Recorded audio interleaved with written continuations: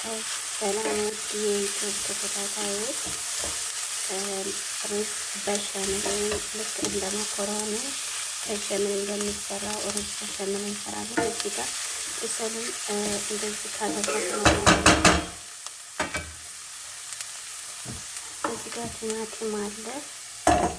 ቲማቲም እንጨምራለን።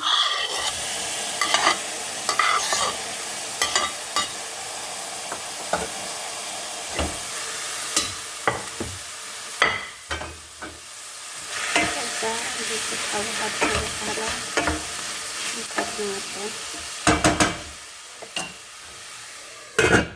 እዛ እንደዚህ ከበሰለ በኋላ ሰልሳ ወይም ማዕድን ቅመም እናወጣለን።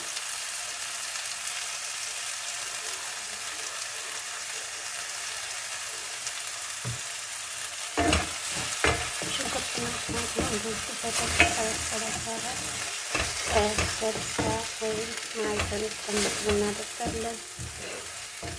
እንደዚህ አድርገን አሁን ደግሞ ከድነን ቅመም አለ፣ ጥቁር አዝሙድ፣ ሙሸከል ወይም 7 ቅመም እዚህ ካሙን፣ እዛ ደግሞ ይሄ አሁን የበርባኪ የሚለው እዛ ጋር ደግሞ 7 ቅመም ነው የሚባለው ሙሸከል ወይም ከዛ እናንተ ያላችሁን ቅመም መጨመር ትችላላችሁ። ፍሮን ላይ 5 ደቂቃ ወይም ከዛ በላይ 5 ደቂቃ ተቀመጠ። እንደዚህ ሆኖ ወጥቷል። ከዛ እንደዚህ ልክ እንደበሸመ እንቆርጠዋለን ማለት ነው። እና በጣም ነው የሚጣፍጠው፣ በጣም ማለት ነው።